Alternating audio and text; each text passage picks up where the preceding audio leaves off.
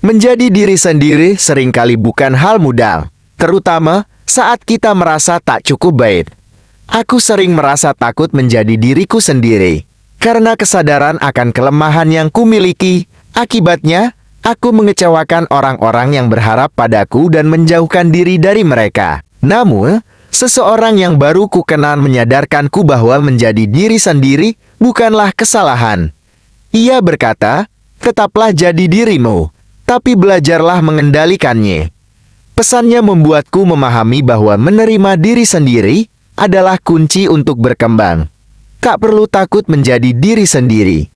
Karena justru dengan itu kita dapat menembus batas-batas diri dan menjadi lebih baik.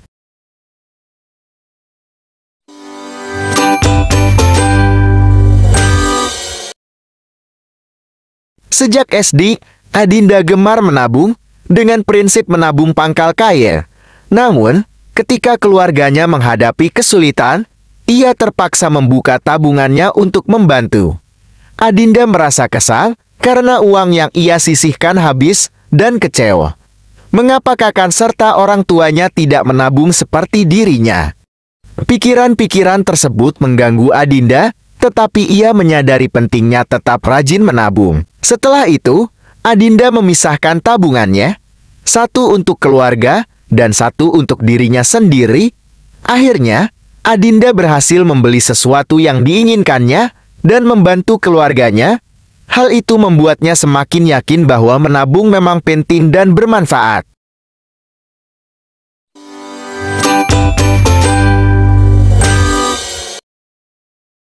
Ahmad sering pulang larut karena pekerjaannya. Suatu malam, anaknya, Zaid, yang masih kelas 2 SD, menunggunya pulang. Zaid bertanya tentang gaji ayahnya dan setelah menghitung, ia meminta pinjam Rp5.000. Ahmad merasa lelah, menolak permintaan Zaid dengan keras. Namun, setelah mandi, Ahmad menyesali sikapnya dan mendapati Zaid menangis. Ternyata, Zaid ingin membeli waktu ayahnya untuk bermain ular tangga selama setengah jam karena merasa waktu ayahnya berharga. Ahmad pun terdiam dan memeluk Zaid erat-erat, menyadari pentingnya meluangkan waktu bagi anak-anak.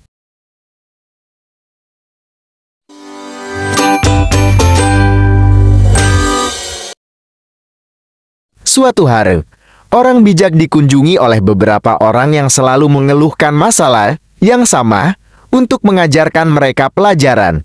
Orang bijak menceritakan lelucon hingga mereka tertawa terbahak-bahak. Setelah beberapa menit, ia mengulang lelucon yang sama, namun hanya sedikit yang tersenyum. Ketika diceritakan untuk ketiga kalinya, tidak ada yang tertawa.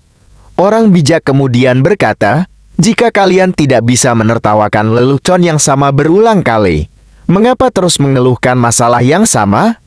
Pesannya jelas, mengeluh berulang kali tidak akan menyelesaikan masalah dan hanya membuang waktu serta energi.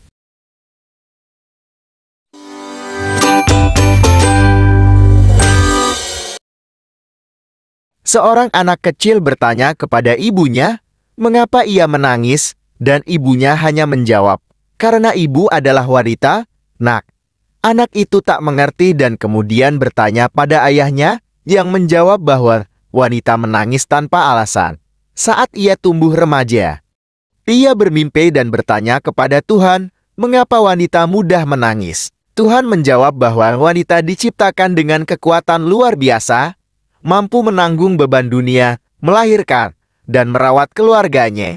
Meskipun sering terluka, Tuhan memberi wanita kelembutan, kesabaran, dan kebijaksanaan, serta air mata sebagai saluran untuk mengungkapkan perasaan. Air mata ini adalah kelemahan yang sekaligus menjadi kekuatan kehidupan bagi wanita.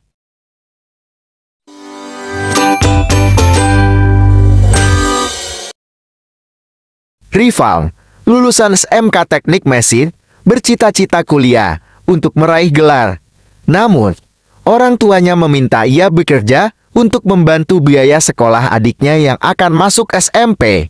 Dalam dilema, Rival melamar ke berbagai pabrik, tetapi belum mendapatkan panggilan. Saat mengunjungi Rudy, teman sekelasnya, Rival mendapat informasi bahwa pabrik milik ayah Rudy sedang mencari pekerja. Setelah interview, Rival diterima bekerja di sana. Berkat kerja kerasnya, Rival dapat menabung, membiayai sekolah adiknya, dan mengumpulkan uang untuk pendaftaran kuliah. Setahun kemudian, Rival berhasil mewujudkan mimpinya untuk bekerja sambil kuliah dengan penghasilannya sendiri.